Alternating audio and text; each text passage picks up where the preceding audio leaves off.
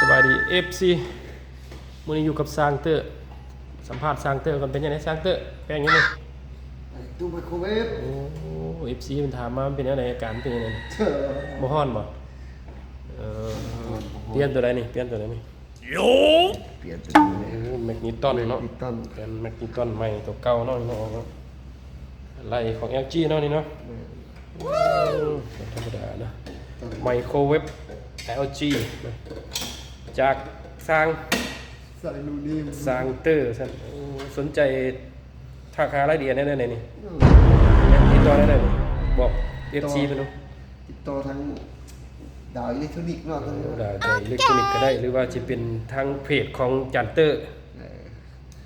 อันนี้มันจานเตอร์มือคีย์บอร์ดโมเมนต์ที่โอ้แมนเจ้าของเดียวกันนั่นจานเตอร์ในมือคีย์บอร์ดมือนั่นแหละท่านแต่ว่ามื้อนี้มันมาเข้าเวียกของเพิ่นแปลงไมโครเวฟเนาะเอาถ้ารอมึงผลงานว่ามันสิฮ้อนบ่หรือสิเย็นเนาะเปลี่ยนแล้วเนาะอันนี้มันขั้นตอนยังนี่ขั้นตอนลองเนาะทดลอง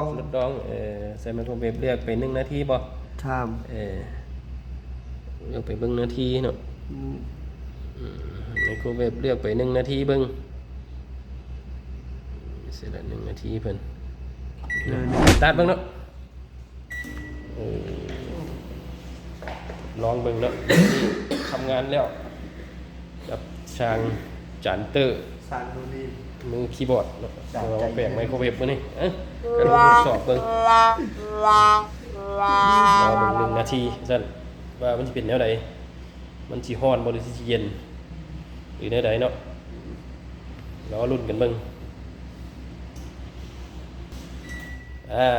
หลังจากนั้นเอาลองออกมาเบิ่งเนาะมันสิเป็นแนวใดสิร้อนบ่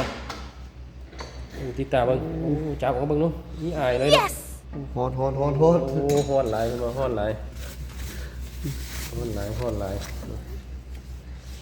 เอาเบิ่งเนาะโอ้นี่เนาะผลงานถือว่าคนออกตัวงานนี่ถือว่าเยี่ยมบ่ซั่น